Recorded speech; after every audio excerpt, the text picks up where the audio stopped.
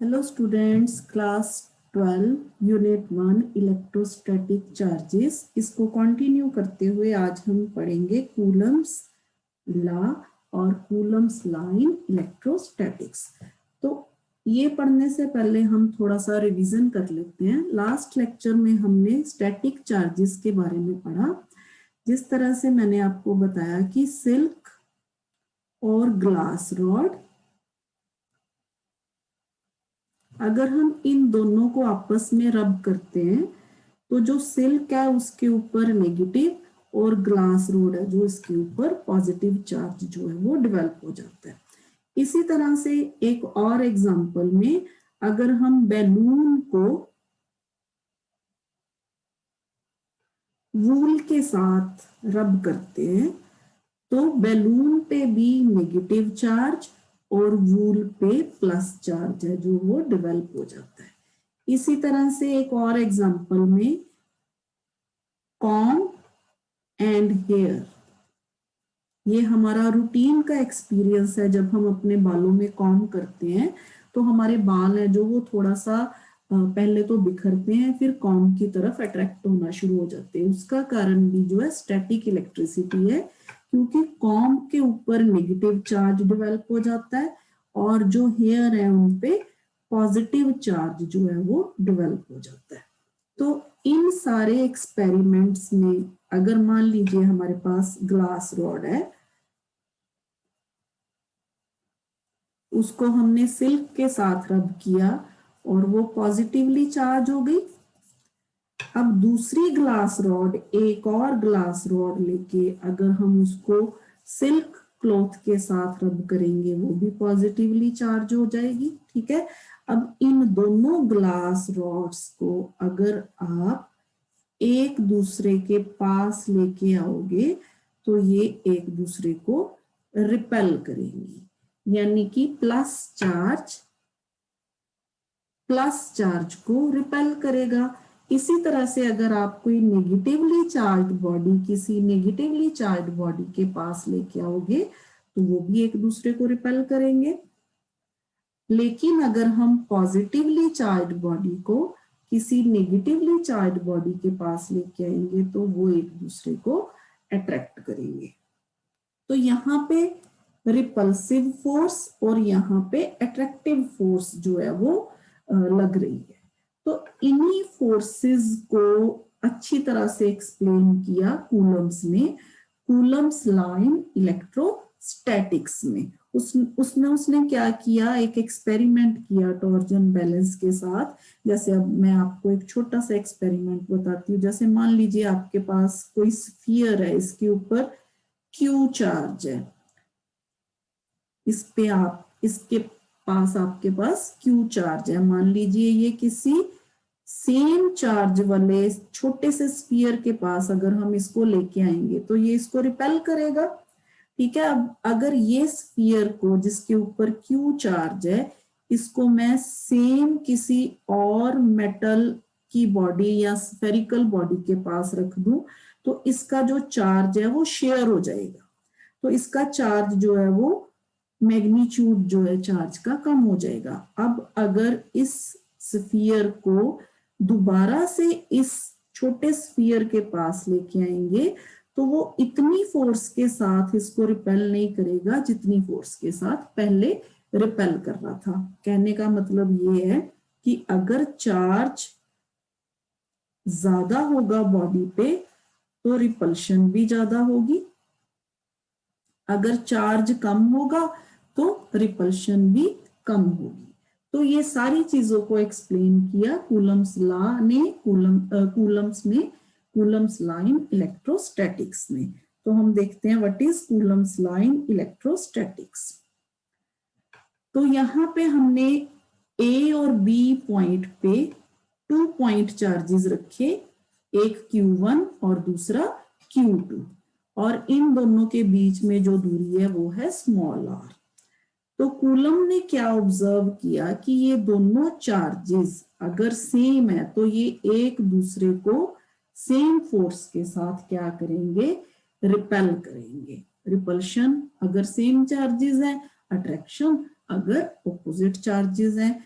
तो कूलम्स में इन दोनों में जो भी फोर्स, चाहे वो रिपल्सिव है चाहे वो अट्रैक्टिव है, उस फोर्स का मैग्नीट्यूड किस तरह से फाइंड आउट किया वो इसमें बताया गया है कूलम्स लॉ इन इलेक्ट्रोस्टैटिक्स में, जो हमें ये बताता है कि 2 point charges attract or repel each other with the force which is directly proportional to the product of the magnitude of the charges and inversely proportional to the square of the distance between them। यानी कि जितना charge ज्यादा होगा उतनी force ज्यादा होगी, और distance जो है अगर ज्यादा होगा तो फोर्स जो है वो कम हो जाएगी। तो इसको अगर हम मैथमेटिकली लिखें तो इस तरह से लिखेंगे, F is proportional to Q1 Q2 and F is proportional to 1 by R square। तो यहां से हमारे पास इक्वेशन बन गई F is equal to Q1 Q2 divided by R square। अगर हम प्रोपोर्शनैलिटी हटा देते हैं तो यहाँ पे हमें एक कांस्टेंट लगाना होगा which is equal to K Q1 Q2 by R square। Here K is a constant जिसकी वैल्यू है 1/4 पाई एप्सिलॉन नॉट, और इसको हम कहते हैं electrostatic force constant. This is electrostatic force constant. जो वैल्यू है इलेक्ट्रोस्टैटिक फोर्स कांस्टेंट की depends on the nature of the medium, जिस मीडियम में हमने चार्जेस रखी हैं, ठीक है, और सिस्टम ऑफ यूनिट्स। जैसे इन SI, अगर हम SI सिस्टम की बात करें तो जो K की वैल्यू है वो है 9 × 10⁹ न्यूटन मीटर स्क्वायर पर कूलम स्क्वायर। यहां से हम K की वैल्यू निकालेंगे, R स्क्वायर इस तरफ चला गया और Q1 Q2 नीचे आ गया, क्योंकि Q जो है चार्ज है, इसके यूनिट्स कूलम होते हैं, डिस्टेंस के यूनिट मीटर होते हैं। तो यहां से K के यूनिट आगे फोर्स का newton, R square means metre square और कूलम इनवर्स स्क्वायर। तो यहां से ये हो गए हमारे पास SI units of constant, electrostatic constant when the charges are situated in free space, यानी कि एयर या वैक्यूम में। अगर हम CGS की बात करें, CGS में जो वैल्यू है K की सिस्टम में तो वो आ जाएगी 1। So we write K as 1/4 pi epsilon naught, where epsilon naught is called absolute electrical permittivity of the free space. Absolute electrical permittivity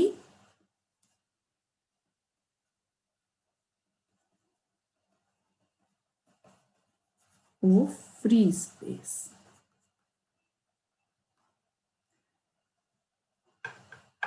तो हमारे पास F जो है वो 1/4 pi epsilon naught Q1 Q2 by R square. ये coulomb ने ये हमें इक्वेशन दी कूलम्स लॉ में। This is Coulomb's law in electrostatics.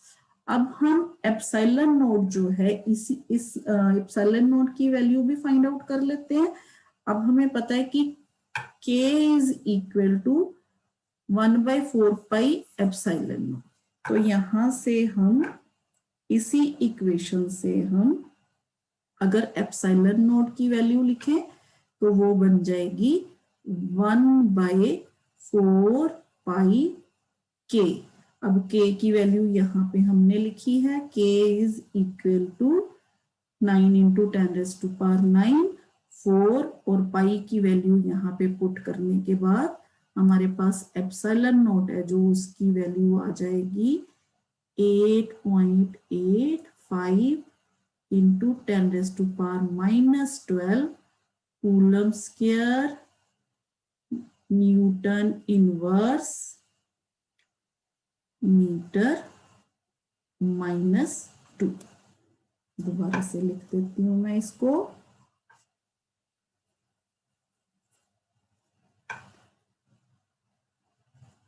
This is coulomb square newton inverse metre -2। तो ये आगे यूनिट भी एप्सिलॉन नॉट के। अगर हम डायमेंशंस लिखना चाहें एप्सिलॉन का, तो एप्सिलॉन के डायमेंशन लिखने के लिए हमारे पास जो वैल्यू आ जाएगी, यहां से अगर हम एप्सिलॉन नॉट लिखें तो ये आ जाएगा 1/4 पाई f इस तरफ आ गया Q1 Q2 by r square. तो यहाँ पे हमारे पास फोर्स जो है वो न्यूटन में, चार्ज कूलम में, और जो यहाँ पे हमारे पास डिस्टेंस है वो मीटर में। अब हमें पता है कि इनको लिखने के लिए हम एप्सिलॉन नॉट को coulomb square means A T ampere into time divided by force MLT -2 into distance L square. तो यहां से हमारे पास डायमेंशंस आ गए M-1 L-3 T4 A2। तो ये आ गए हमारे पास डायमेंशंस एप्सिलॉन नॉट के। नाउ अगर फोर्स जो है वो अगर चार्जेस जो है वो सेम है, तो जो फोर्स होगी वो रिपल्सिव होगी। अगर चार्जेस जो है वो ऑपोजिट है, तो जो फोर्स है वो अट्रैक्टिव होगी। तो ये simple Coulomb's law in electrostatics. अब अगर हम चार्जेस को वैक्यूम या एयर में प्लेस करते हैं, charges when placed in air और वैक्यूम, तो हमारे पास जो वैल्यू आती है वो आती है F नोड, अगर हम इसको लिख दें, या F वैक्यूम F एयर, जो मर्जी आप लिखो, 1/4 pi epsilon naught Q1 Q2 by r square.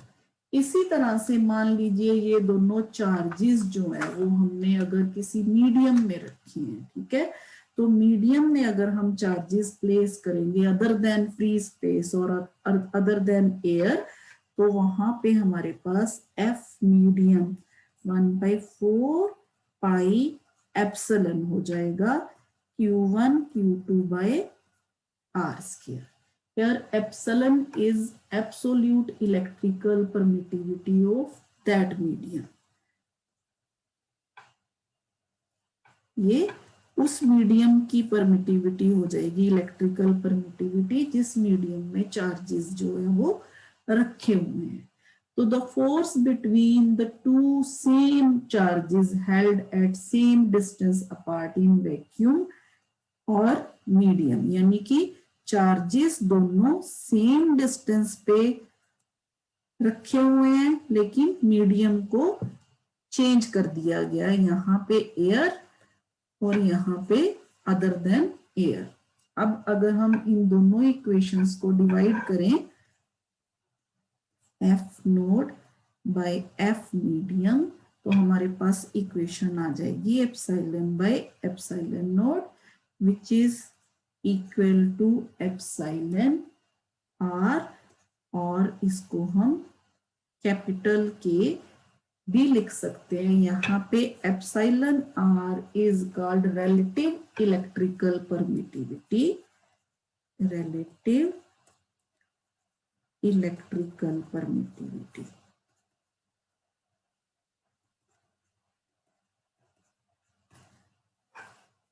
It is also called dielectric constant of the medium, यानी कि ये दोनों को हम dielectric constant of the medium,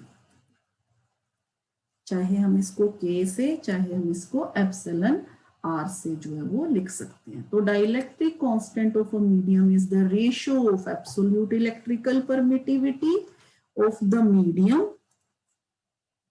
to the absolute electrical permittivity of free space.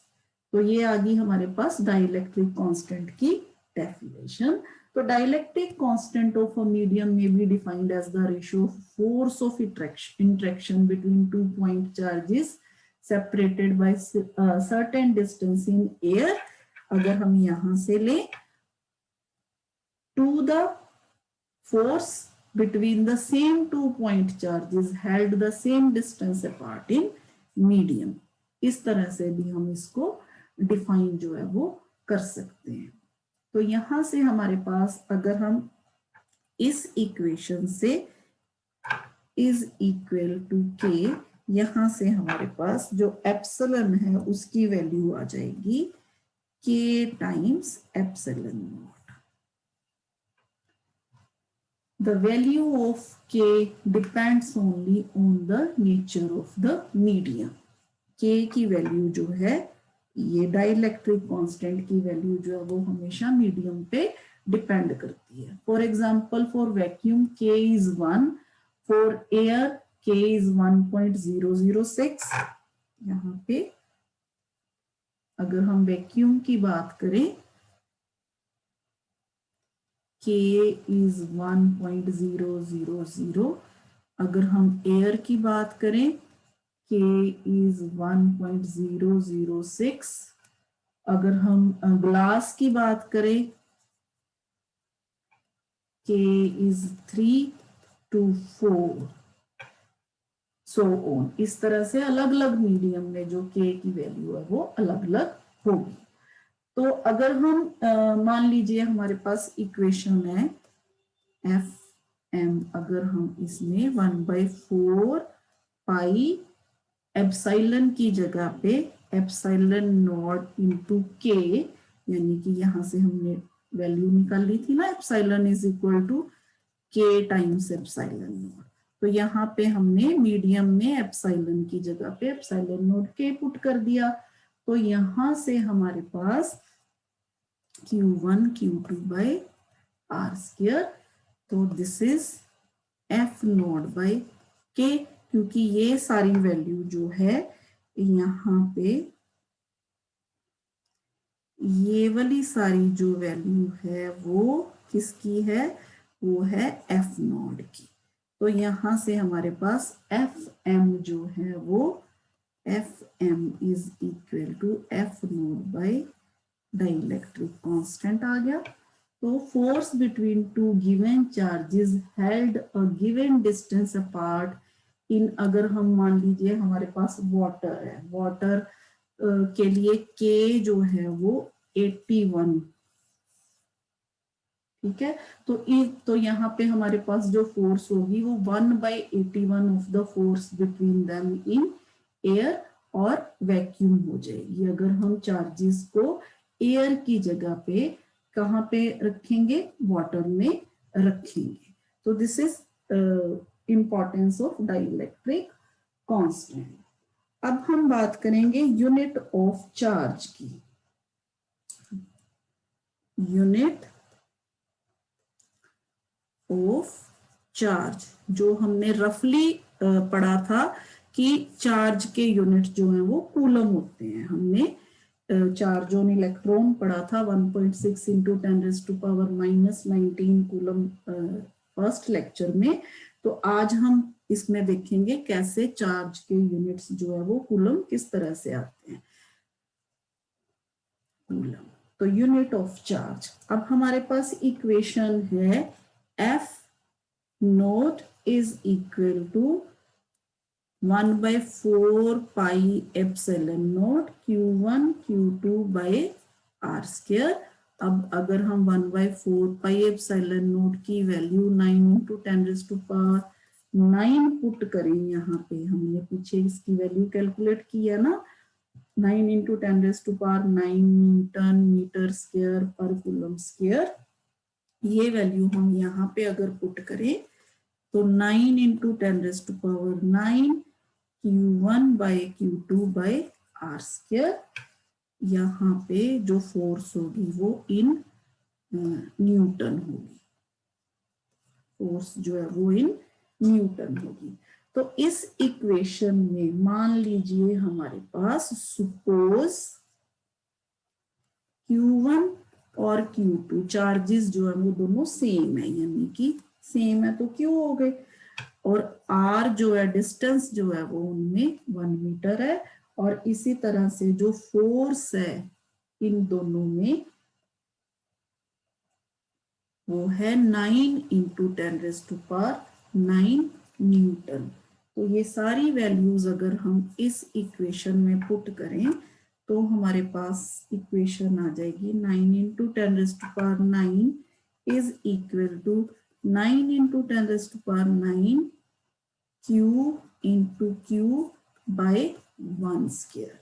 तो यहां से हमारे पास Q² इज इक्वल टू 1 और Q इज इक्वल टू ±1 आ जाएगा। तो दिस इज ±1 कूलम। तो यहां से हमारे पास डेफिनेशन आ गई किसकी, यूनिट ऑफ चार्ज की, जिसको हम इस तरह से लिखेंगे 1 coulomb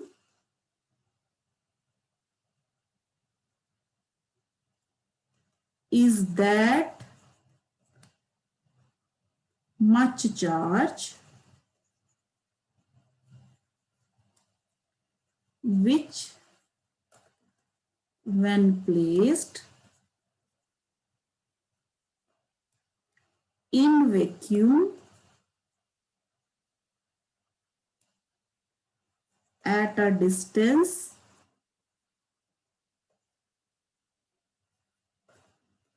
of 1 meter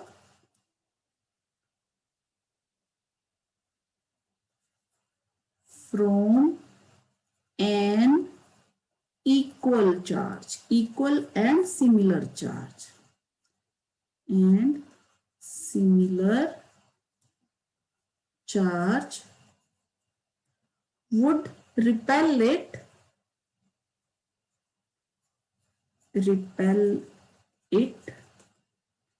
with a force of 9 × 10⁻9 Newton. Very important definition. ये डेफिनेशन जो है वो है what is 1 coulomb of charge. तो यहां से 1 कूलम ऑफ चार्ज की डेफिनेशन हमारे पास आ गई। अगर हम CGS यूनिट ऑफ चार्ज लिखे इन CGS तो 1 इलेक्ट्रोस्टैटिक यूनिट, इसको हम बोलेंगे 1 इलेक्ट्रोस्टैटिक यूनिट, इसको ESU भी लिख देते हैं, और statcoulomb. It is also called 1 Franklin in honor of an American scientist Franklin। तो फ्रैंकलिन भी कह देते हैं। अब हमें पता है कि चार्ज ऑन एन इलेक्ट्रॉन जो है वो, अगर हम CGS सिस्टम में बात करें तो चार्ज ऑन इलेक्ट्रॉन जो है वो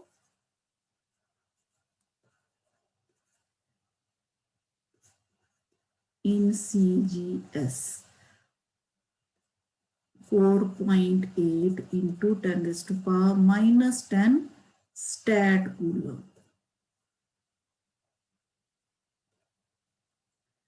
तो यहां से हमारे पास रिलेशन निकल आएगा, क्योंकि इन SI हमारे पास चार्ज जो है 1.6 × 10⁻⁻19 कूलम होता है। तो इन दोनों को इक्वेट करो। आप तो यहां से हमारे पास रिलेशन आ जाएगा 1 coulomb is equal to 3 into 10 raised to power 9 stat coulomb.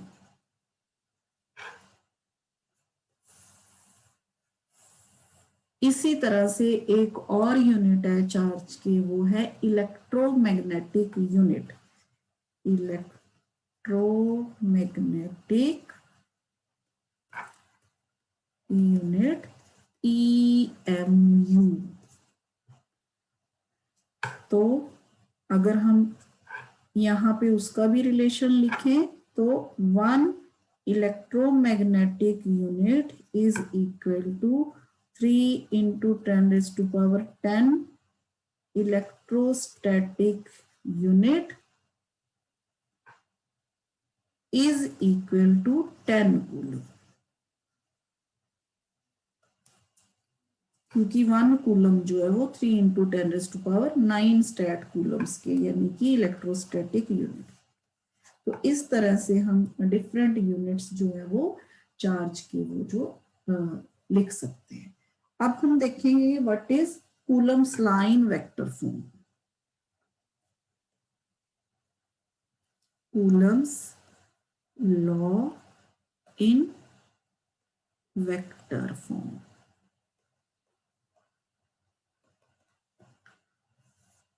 क्योंकि चार्जेस जो हैं अगर रिपल्सिव है तो फोर्स ऑपोजिट डायरेक्शन में होगी, अगर अट्रैक्टिव है तो फोर्स जो है वो सेम डायरेक्शन में होगी।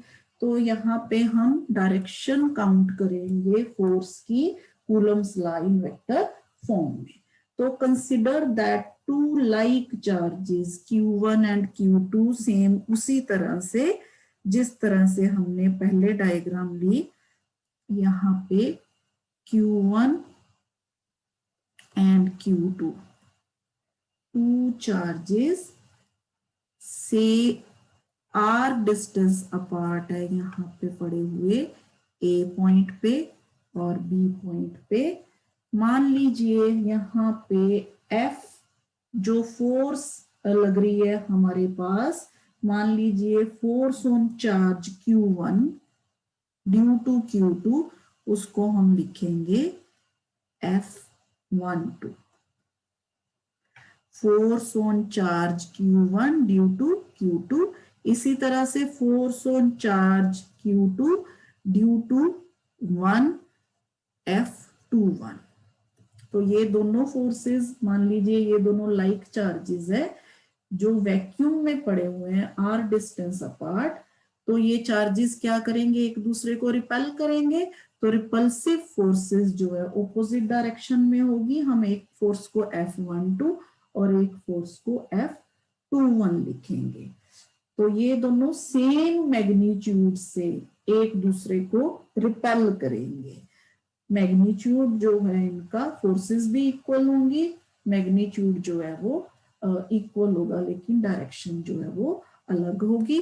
तो हम इसको इस तरह से लिख सकते हैं F12, क्योंकि दोनों फोर्सेस का मैग्नीट्यूड सेम है तो हम इसको इस तरह से लिख सकते हैं 21 is equal to 1/4 pi epsilon not, Coulomb's law लगा दिया हमने, Q2/r²। मान लीजिए दिस इज इक्वेशन नंबर 1। अब अगर हम यहाँ पे यूनिट वेक्टर यूज करते हैं, मान लीजिए यहाँ से फ्रॉम Q1 टू Q2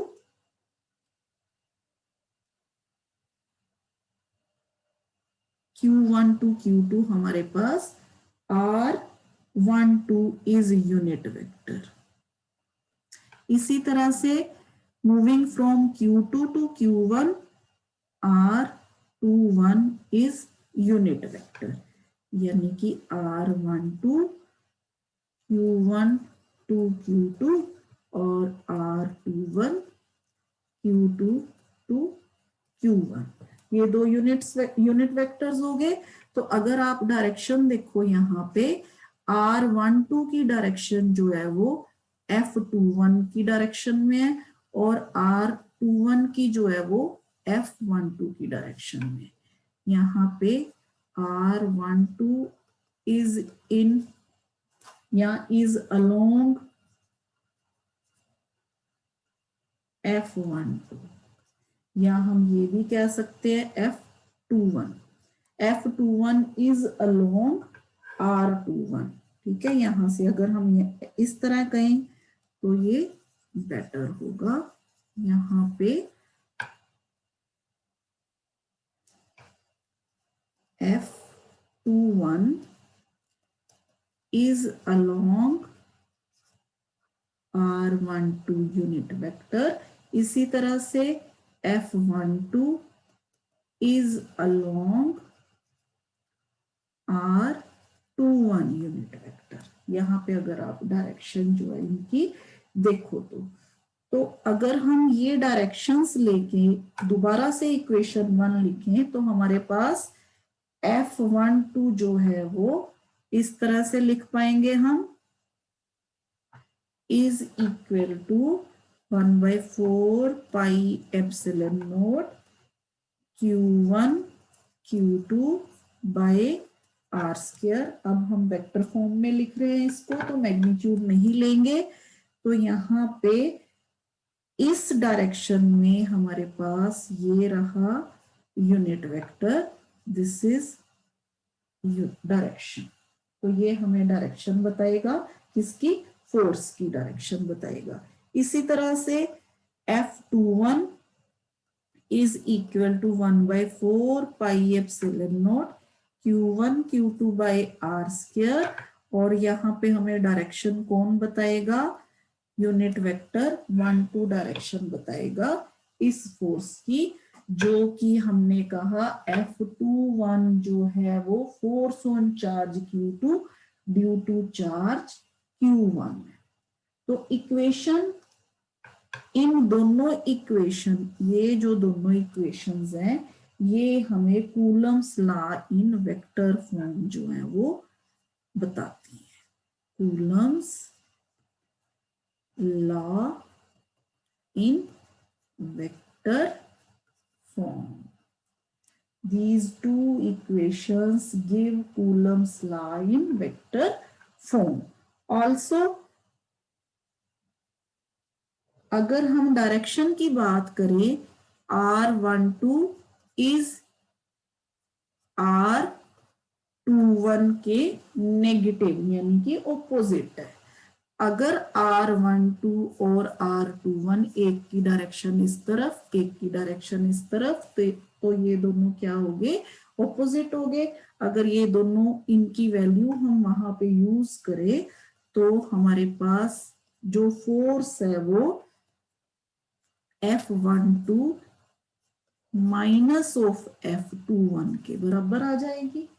तो यहां से हमारे पास वैल्यू आ गई फोर्सेस की। हमें पता चल गया कि ये दोनों फोर्सेस जो हैं वो रिपल्सिव है।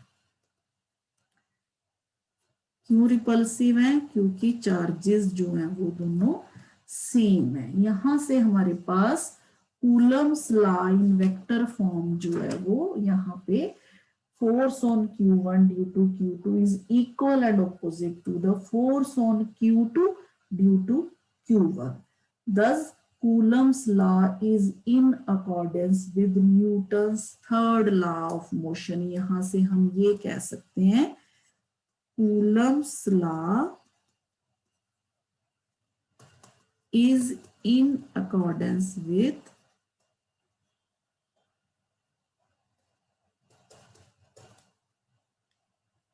Newton's third law of motion.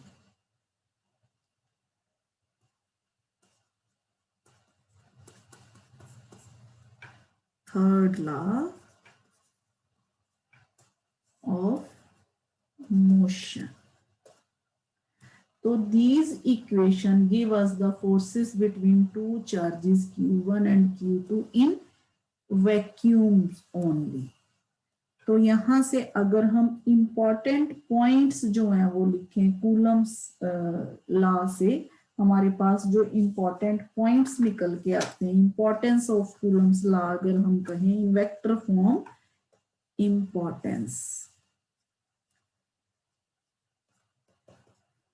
तो इम्पोर्टेंस क्या हो गई कि Coulomb's law shows that the forces between the two charges यानी कि F12 and F21 are equal and opposite, equal and opposite.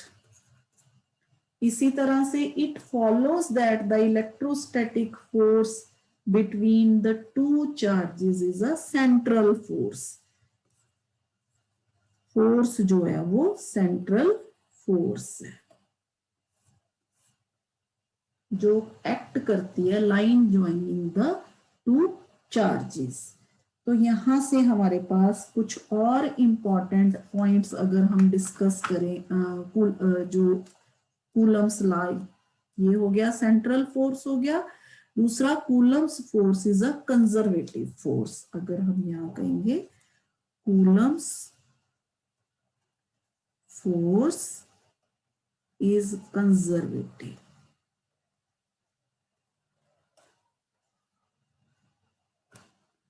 इसी तरह से इट ओबेज, जो electrostatic force between two charges हैं, ओबेज इनवर्स स्क्वायर लॉ।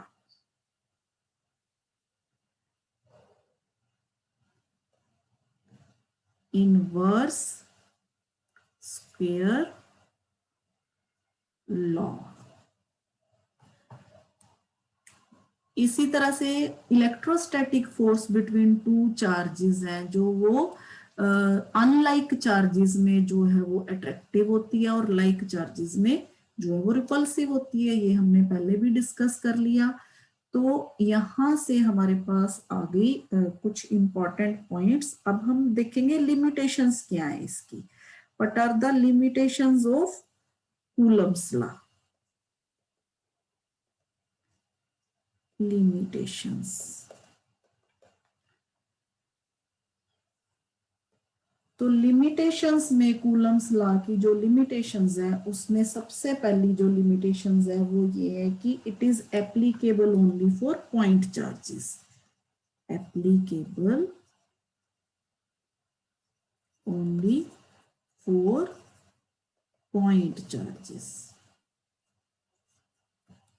और दूसरी, it is applicable only for stationary charges.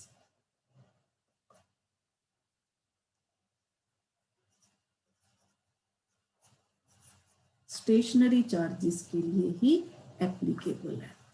तो एक और पॉइंट जो छोटा सा हम यहाँ पे डिस्कस करेंगे वो है कूलम्स लॉ इन इलेक्ट्रोस्टैटिक्स जो है corresponds to Newton's law of gravitational force between two masses.